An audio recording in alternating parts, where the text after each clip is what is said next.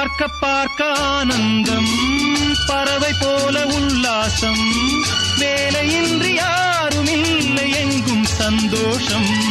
வெறும் பேச்சு வெட்டி கூட்டம் ஏதுமில்லை இந்த ஊரில். கள்ளம் கபடம் வஞ்சகமின்றி கண்ணியமாக ஒற்றுமை உணர்வுடன் வாழும் சிங்கப்பூர். அக்கரை சீமை அழகினிலே மனமாட கண்டேன்.